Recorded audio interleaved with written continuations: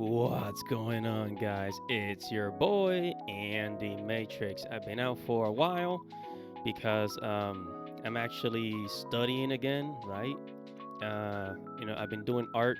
I've been creating art. I've been doing a lot of stuff. So yeah, I've been away from YouTube for a little bit, but I'm still uploading. Not as frequent as I would like to because I just become very busy, with life.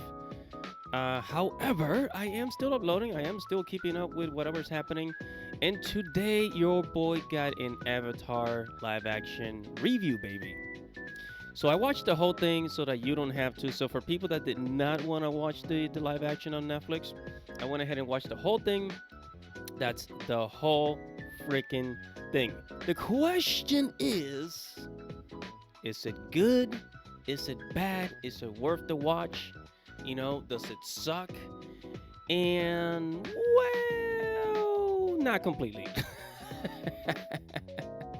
I mean, look, it's one of those live actions where, like, how do I explain this? How do I explain this? Because the advantage that Netflix has is the money, right? They can afford a lot of good things. That's why the show is very beautiful. The show looks absolutely fantastic. Like the costumes, the locations were absolutely stunning.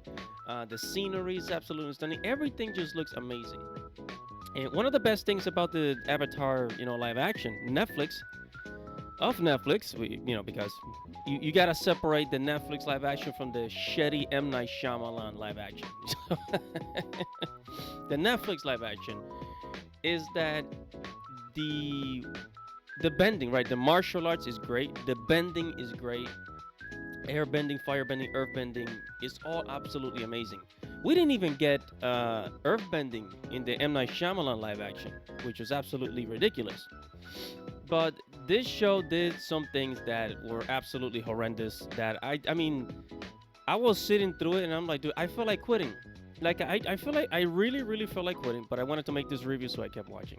Anyways, let's go ahead and take it from the beginning, right? So we're gonna start out with something that I actually liked, something that I actually enjoyed that they did, is that they show the air nomads, right? The life of the air nomads. They told the story from the beginning, from the time that the air nomads got attacked, all the way to the end in the North Pole, right? So yeah, I really like this because in the original they didn't really show Aang in. They didn't really show the air nomads. I mean, they show memories of the air nomads, but they didn't really show the attack, like when the firebenders came and destroyed the air nomads. It was kind of a mystery, right? It was sort of a mystery, but here they actually show it, and I always wanted to see that, so I actually appreciated that, right? So it was very it was an amazing battle. The firebenders versus the airbenders. It was an absolute amazing battle. And yeah, this is a part of the show that I really enjoy. And then of course, we go to the water tribe. Aang breaks from the iceberg. Uh, Sokka and Katara find him. Blah blah blah blah blah. Zuko comes in. You guys know the story. We already know the story. But there were things that the animated show did that was absolutely amazing. There were things that the fire, yeah, there were things that were in the animated show that I wish that they did in the live action, but they didn't. And I think one of the reasons is because there are just certain things that cartoons do better than live actions can, like the comedy. Replicating the comedy from the show, I mean, I thought it would be simple. I thought it would be easy to do, but they didn't do it. And that really pissed me off. And when I was watching the show, every episode, because it's 8 episodes, right? It's exactly 8 episodes. And what they did is that they take, because the first season, I think the first season is 20 episodes, I think, about 16, 20 episodes.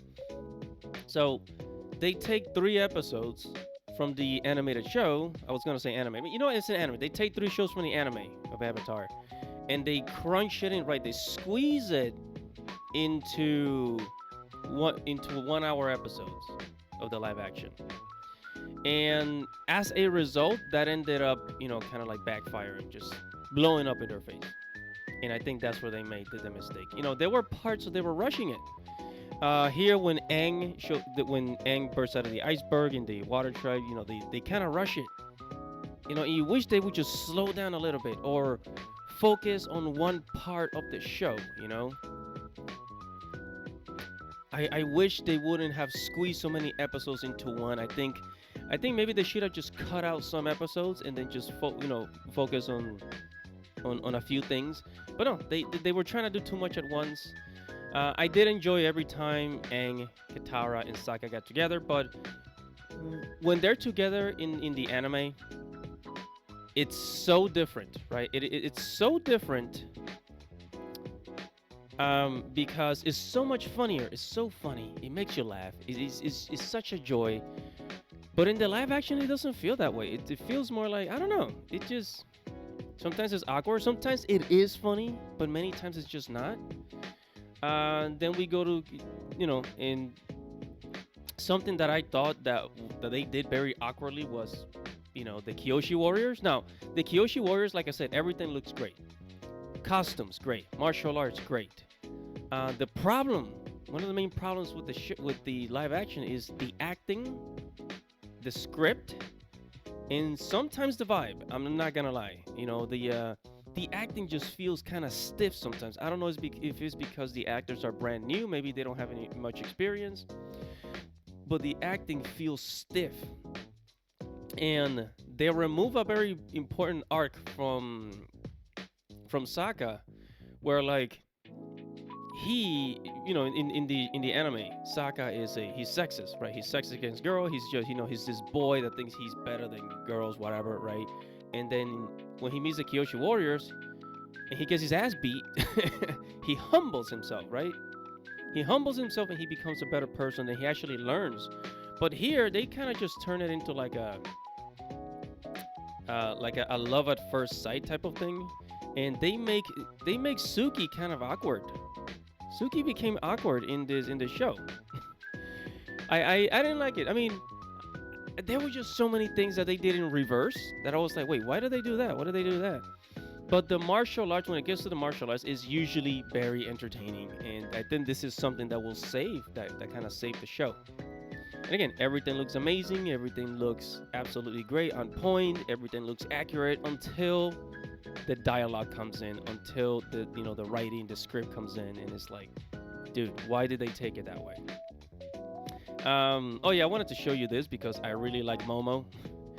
I don't know. I like what they did with Momo here. I think he looks pretty cool. In Appa, like the animals in Avatar, they always look absolutely amazing, right? Yes, in this scene right here, with Suki, she chokes out Sokka, and again in the anime, Sokka kind of humbles himself, but here they make Suki look awkward. Like they actually ruin her.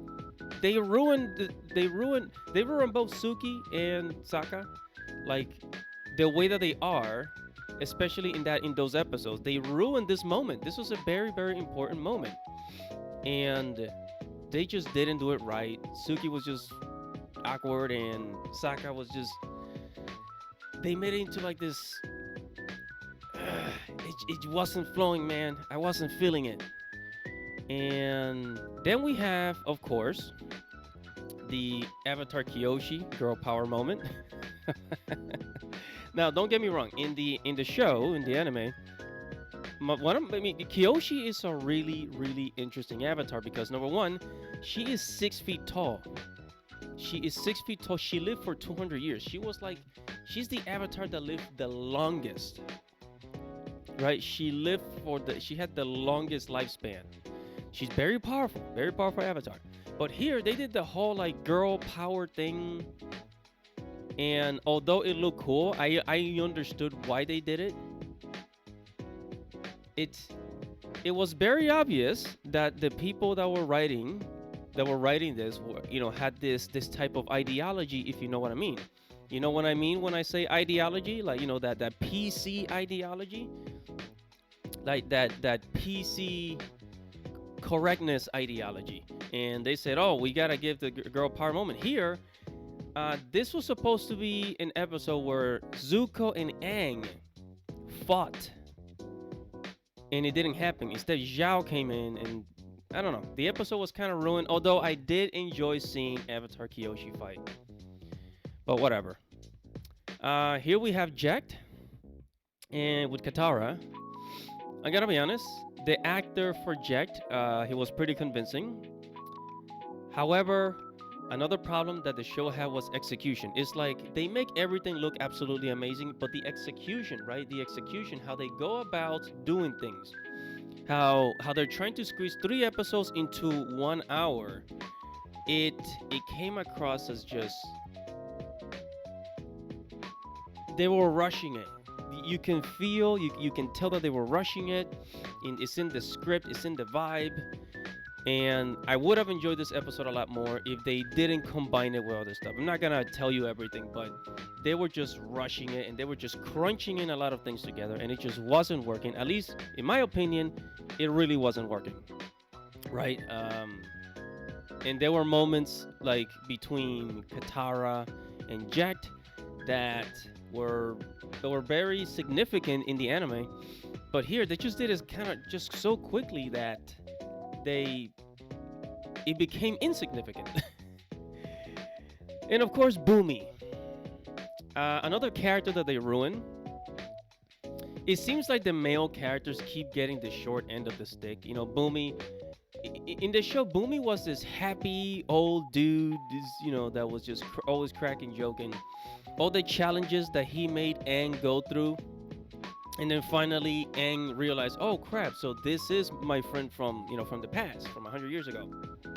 Here, Boomy, it's an old, angry, bitter old man that's angry at the Avatar. So they changed the character. You see how they ruined the male characters, but they enhanced the females, right? So the agenda is here. You can see the agenda, and there were things that just weren't work. There were things that they did with Aang and Boomy that was just absolutely horrendous. I said, no. Why would you do that? Why would you do that? It just wasn't working. And again, this fight right here, this fight was pretty cool. Like the earth bending versus air bending. It was a pretty cool fight. The effects are, they're pretty on point. They're pretty convincing. I enjoy the fights, but it's the script, the acting, and the agenda, of course. Zuko, of course, is usually everybody's favorite character. And when it comes to acting, I think the actor for Zuko did one of the best jobs. The child actor for Aang, I don't know. He was kind of stiff, man. He was stiff. I didn't think he did such a good job playing Aang at times. But the actor for Zuko, I don't know what his name is. He did a good job, in my opinion. He did a good job. Zuko chasing Aang around the world, around the Avatar world. It was on point. I also enjoyed the uncle. And of course, I had to talk about this character because, again, this is one of the things that I like about the show is the accuracy of the characters. We all know who she is, right? We all know who this chick is, right? And she shows up. Hold on, where is it? Yeah, she shows up. She captures. They did a little change in the story where like she captures Aang, and yeah, I don't want to like spoil everything, but. I actually like this character. Like when she shows up, she's actually a pretty cool character, and she's actually very consistent with the anime. So I think they did a really good job with her, and they did a really good job with Uncle Iroh. Uncle Iroh he feels like Uncle Iroh. He looks like Uncle Iroh. He pulls the line of Uncle Iroh. He has some really good lines actually. The Fire Lord. The only thing I didn't like about what they did with the Fire Lord here is that they show him, right, in season 1 of Avatar. They do not show you the Fire Lord. The Fire Lord kind of remains a history. You only see silhouettes, right? You only see silhouettes of the Fire Lord. But here they kind of show him. Though his presence, I do like his presence, his dominant presence. But I think they should have gone with the show and just not have the Fire Lord be so visible. But hey, this was a very important moment. The Blue Spirit when Zuko and Aang, when Zuko helps Aang escape from that prison as the Blue Spirit. I think they did this very well. This is a part in the show that was done absolutely perfect. I think it was absolutely great. There were they changed some things, but it was, for the most part, it remained very, very, very true to the show. Um, this moment between Zuko and Aang, it's one of the most memorable parts because the entire time they're fighting against each other, and here Zuko's actually helping Aang, and they're working together. But it's this part works. Like this actually worked really well. Out of all the things that they did in the entire show, this one worked absolutely perfectly. At least in my opinion. Somebody else could disagree. I don't know. I thought it was done greatly. I did like how they show Zuko's past, like how he faced against his father. Yeah, they actually show him face against his father. And again, this is the part that I like, the martial arts. Like they show like this Asian, East Asian, Chinese, Japanese, Korean type of vibe, type of aesthetics, with the firebenders. I really like this. If you like martial arts movies like I do, you're gonna enjoy this. Again, they don't really show the Fire Lord until season 2, but yeah, this worked. This actually worked, and I like how they went about it. Now, some people were saying that, oh, well, Zuko, he's not gonna get his scar from his father because of we don't want to show abuse. That's what the media was saying, or like what the articles were suggesting. But no, they actually stayed true to the anime, and I actually like that they did that. So, towards the end, right when they go to the North Pole and to the Water Tribe, the Northern Water Tribe. This is Princess Yue. I don't know about you guys. I don't think she looks like a princess. What I'm really trying to say is that I don't think she looks. I don't think she looks pretty enough for the princess role. But hey, that's just my personal taste. Okay, that is my personal taste. Maybe you guys actually find her attractive. I actually don't. I think that she was not good for the role. They should have gotten a more beautiful actress, but hey, I'm just, that's my taste. You guys could disagree. The first time I saw her in the show, I was like, what? This is the princess? Come on, man. Azula shows up in the first season. She actually plays a major part in well, not a major part. She kind of plays, like, her role in season 1 of the live action is like, it's kind of behind. It's like she's making things happen, right? She's making things happen. I don't want to spoil the whole thing, but she didn't ruin the show because in the anime she doesn't show up until season 2. Here she's in season 1, but she really has no involvement with Zuko and Aang in any way.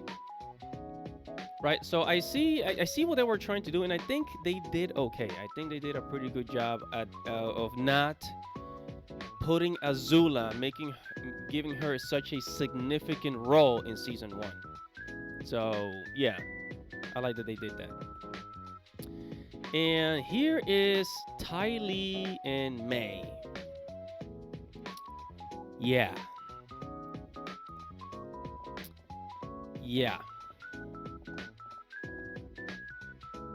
Are you guys thinking what I'm thinking? Are you guys thinking what I'm thinking? They couldn't have gotten better actors for the role, because I mean, if you're gonna get actors, because they don't really do much, right? They don't really do much in season. They don't really show up until season 2, right? But here they're just kind of standing around being Azula's kind of support group. But they don't even look like the fucking characters. like May, they kind of made her look kind of chubby, I guess. I don't know. She does. She doesn't look good. She doesn't look good. You know, she looks more like she's cosplaying. She looks more like she's cosplaying than. It doesn't work. I don't know how to describe this, man. It just wasn't working. Like, you look at the characters, like, I rather look at the animated characters than these two. Know what I mean? And Azula, something. The problem I have with this Azula is that I don't know if it's that she looks too young. Maybe she doesn't look menacing enough, or I think it was maybe the acting, right? Is in Azula, she's always giving that grin, right? She has this grin, smiling, of like making you think that she's about to do something horrible, right? This like this haughty superior attitude, and I think the actor she did an okay job, but the presence of Azula was not completely there. Although she was still, you know, she was still very like what's the word I'm looking for? Just I don't know. She didn't do such a great job playing Azula. I'm just saying. I didn't. I thought the costume was great. Again, everything looks great. It's just the acting, the dialogue, all of that. It just wasn't. It wasn't working. In Azula, she didn't have her iconic blue flame, which I'm like, why the hell would you take that away? Why would you take away the blue flame? That's like an iconic thing about Azula. That's what makes her very unique. They didn't do it. Going to the Northern Water Tribe, this fight with Paku and Katara was absolute shit. Now, the special effects were okay. The special effects were okay. Again, everything looked accurate, but the battle, it just didn't have that impact. When you watch these two fighting in the show, they look like they're about to fucking kill each other, man. Right? I mean, obviously they weren't trying to kill each other. They were just, sparring. But they looked like they were using all these waterbending moves. They looked like they were gonna kill each other. Here, they looked at it was kind of whack. It was cringy. This battle was cringy. I didn't like it. I covered my eyes.